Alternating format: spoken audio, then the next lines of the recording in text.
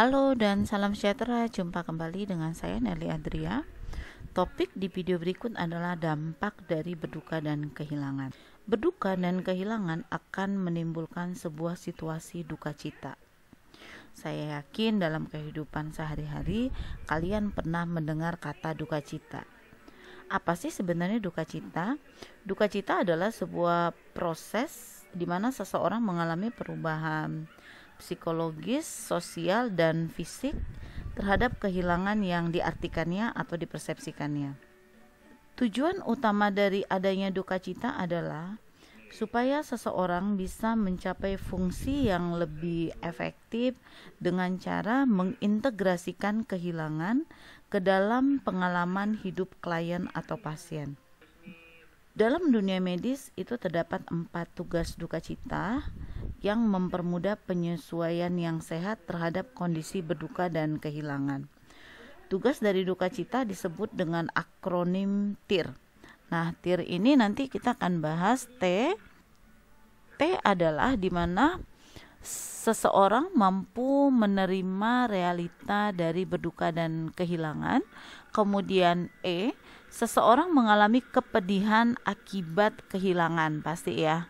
A, mampu menyesuaikan lingkungan yang tidak lagi mencakup orang, benda, atau aspek diri yang hilang. Nah, jadi dia sudah bisa beradaptasi. Kemudian R, memberdayakan kembali energi emosional ke dalam hubungan yang baru. Di sini maksudnya individu sudah mampu kembali masuk ke dalam kehidupan yang baru.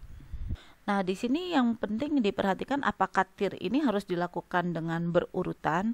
Nah, di sini sih tidak perlu ya. Pada kenyataannya kan orang yang berduka mungkin bisa melewati keempat tugas tersebut secara bersamaan atau hanya 1 atau 2 yang menjadi prioritas.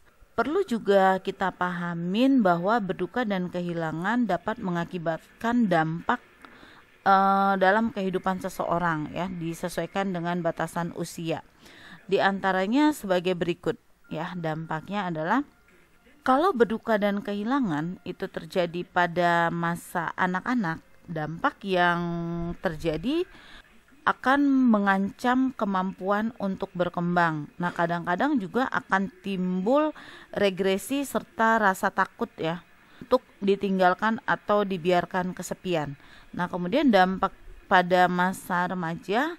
Pada masa remaja dampak menyebabkan disintegrasi dalam kehidupan, atau di sini maksud disintegrasi di sini adalah hancurnya keharmonisan dalam keluarga. Nah, kemudian dampak pada masa dewasa tua, di masa ini berduka dan kehilangan khususnya kematian pasangan hidup ini dapat menjadikan pukulan yang sangat berat dan menghilangkan semangat hidup orang yang ditinggalkannya. Baik, cukup sekian video berikut. Like jika video ini membantu, komen jika ada pertanyaan. Terima kasih.